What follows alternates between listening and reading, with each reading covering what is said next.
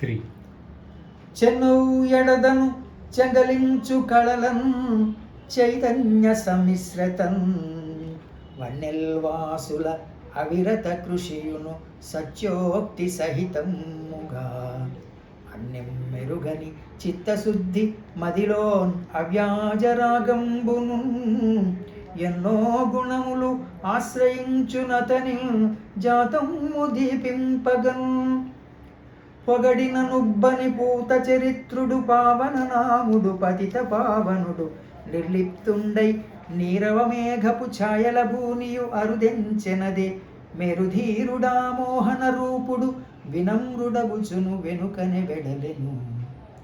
ఈ విధంగా లక్ష్మణుడు ప్రశ్న వేస్తున్నాడు, విశ్వామిత్రుడు సమాధానం చెప్తున్నాడు. అయితే ఇదంతా తనకు సంబంధించిన విషయం కదా, అయినా సరే తన పొగడ్తని ఏమాత్రము కూడా పట్టించుకోకుండా నిర్లిప్తుడుగా ఏమీ ధ్వని చేయనటువంటి ఉరుములు లేని మేఘములాగా ప్రశాంతంగా తన దారిలో తన లక్ష్యశుద్ధి కోసం తన నడక తను నడుస్తూ ఏమీ పట్టించుకోకుండా ఆ పొగడ్తని పట్టించుకోకుండా ఆ పొగడ్త వల్ల వచ్చేటటువంటి ప్రశంస తనకి ఆనందం కానీ మరి ఏ రకమైనటువంటి భావం కానీ కనిపించినట్టుగా నిర్లిప్తుడై ఉన్నాడు. వెల్లడి కానీ లోతు ఎడదతో చిరునవ్వు వలసెడి చిత్తచోరుడు మునియును అనుజుడు ముందు వెనుకగా మేలుగా సాగెను మేదిని మురిసెను ముద్దు మోము జాబిలి మోము చూడ వేడుకాయ విపినమ్మున రామచంద్రు కాంతి పదము శంఖప్రభలును క్షీరమృణాళమ్ములును సాటిరావు ఆ వెలుగుకు సత్యప్రభలే అవియౌను ధర్మరక్షణకు దారిగా దీధితుల వెధరణి వెలసే కామక్రోధ లోభమోహ మదమత్సరతమములను కీకారణ్యములోపలి నిశాచరుల దృంచునవి. రామచంద్రుడు ఒక కాంతిని తనలో ఆ కాననంలో నడిపిస్తున్నాడు.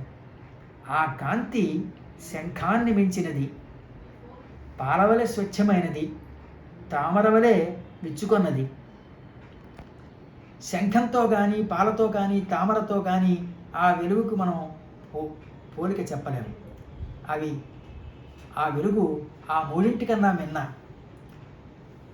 ఆ వెలుగు సత్యవాక్ పరిపాలన అనేటటువంటి ధర్మాన్ని పాటించడం వల్ల అతనిలో కలిగినటువంటి దీధితి, అది ధర్మరక్షణకు దారిగా ఈ భూమి మీద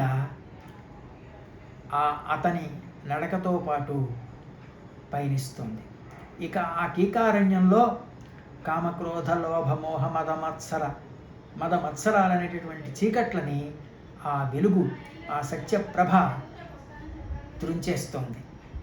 పొగలు మాయ వేషాలతో రాత్రులు రభసాకృతులను మునిజనులను మృచ్చిలించు రక్కసులకు గుండె దిగులు రామతేజమదే సాగే.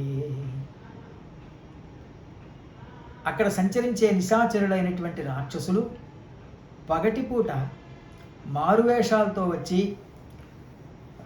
మునిజనులకు బాధ కలిగిస్తున్నారు. రాత్రిపూట క్రూరమైన ఆకారాలతో వచ్చి బెంగటిల్లేటట్టు చేస్తున్నారు. ఆ రక్కసులకు ఈ రామతేజం ఆ అడవిలో పయనించే వేళ గుండె దిగులు పట్టుకుంది.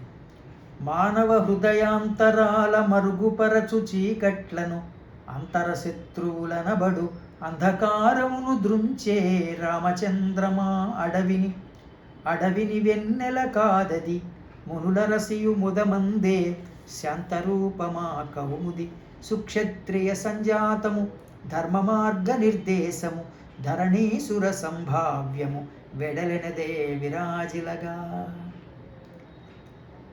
మామూలుగా మనం లోకంలో సమస్య చెప్తూ ఉంటాం.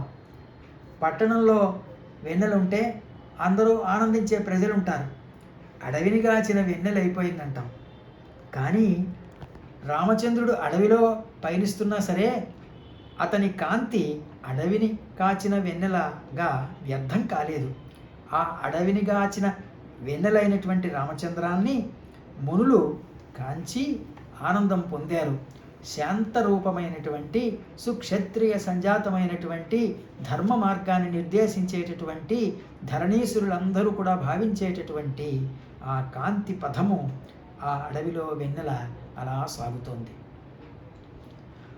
రామలక్ష్మణుల శాంతవాక్యముల ప్రబోధించుచు మునివరుడుండగా అంతలోన ఆ పదమున వింతగాగా అద్భుతముగా చెలగెను తాటకమాయలు చెట్లు చెలగి ధరణిగూలే రాళ్ళును రప్పలును పడెను పలు విధముల అరుపులతో బీభత్సము వనిని కలచే. ఇక తాటక సంరంభం ప్రారంభమైంది. అదే పనిగా చెట్లని కూల్చేస్తోంది, రాళ్ళు రప్పలు విసురుతోంది, అనేక విధమైన కేకలు వేస్తోంది. ఒక్కసారిగా ఆ వనమంతా బీభత్సం వ్యాపించింది తాటక రాకతో. అదే తాటక అను మునివరు మాటలకును త్రుళ్ళిపడక తొణగక బెణకక ఎంతయు స్థిరచిత్తుండగుచునేగే. అదిగో తాటక అని ఒక్కసారి విశ్వామిత్రుడు అనగానే అతని మాటలకు ఏమాత్రము కూడా తుళ్ళిపడకుండా తొణకకుండా బెణకకుండా స్థిరచిత్తుడుగా వెళ్తున్నాడు. విలుపట్టిన వీరరామును తేజితునతని గాంచి మనమోహన సుధామూర్తి కనినంతని మదినంతయు పొంగెను కౌశికముని. ఆ విరోచితమైనటువంటి తాటకా సంహారం చేసేటటువంటి రామచంద్రుని యొక్క మూర్తిని చూస్తున్నాడు కౌశికముని. లక్ష్మణుడును అతని ఆజ్ఞ ఎటులు పాటి సేయుదునని ఎదురు సూచి మిన్నునగని మహితాకృతి ఆ రాక్షసి. అన్నకు తోడ్పాటనించే లక్ష్మణుడు కూడా ముని ఆజ్ఞ కోసం ఎదురు చూస్తున్నాడు. మృత్యుదేవి ఆవహింప మిడిసిపాటు సూపుచుండె అనుచు మునియు మండిపడుచు శరసంధానము సేయుము ధనుజమాయలను దునుముము దునుమగునుము అమ్మునంచు హెచ్చరించె హితము కోరి. వింటినంది అమ్ము గూర్చి వేగమెలాగుచు విడుచుచు విపరీతపు ఆరక్కసి త్రుంచెనొక్క త్రుటిలోననే. నీవు ఈమె ఆడదేని సందేహించకు, దీనికి మృత్యుదేవి ఆవహించింది, ఇది అందుకే ఇలా మిడిసిపడుతోంది అని ముని మండిపడి శరసంధానం చేసి దీన్ని ఇంకా త్రుంచివేయవలసిన సమయం ఆసన్నమైంది అని చెప్పాడు.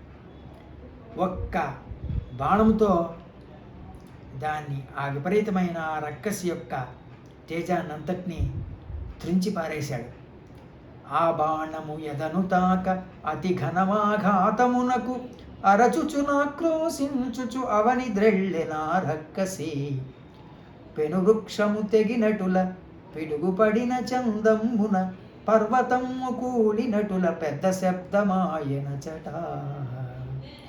ఆ రక్కసి కూలగానే పెద్ద వృక్షము పడిపోయినట్లు, భూమిపై పిడుగుపడినట్లు, పర్వతం కూలినట్లు శబ్దమైంది. పీడ విరగడాయననుచు పొంగెను మునిజన బృందము.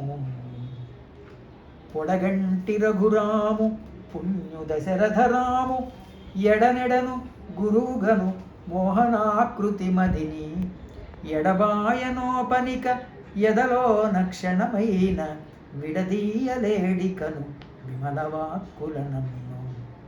కనులండ్రమ్మిన కాటుక కరమరుదగు శోభలీన కంజదళాక్షుండమితానందమునందుచు మదిలో మునిజనులకు మోకరించి గురుహితమతితో. మునులందరూ ఆనందించేటటువంటి ఘనకార్యం సాధించినటువంటి రాముడు ఆ మునిజనులందరికీ నమస్కారం చేసి మోకరిల్లాడు. అప్పుడు పూర్వము బలిచక్రవర్తి దేవతల యొక్క తేజాన్నంతటినీ అపహరించి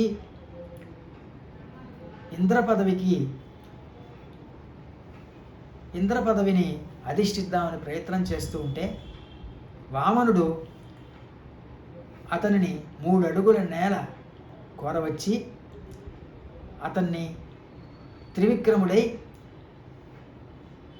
అతన్ని పాతాళానికి అణిచివేసి రాక్షసుల నుంచి,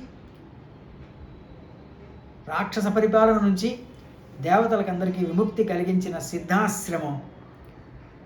ఆ సిద్ధాశ్రమ చరిత్రని, వామనావతార కథని ఎంతో ఆనందంగా రామచంద్రుడికి, లక్ష్మణుడికి విశ్వామిత్రుడు కథ చెప్పాడు.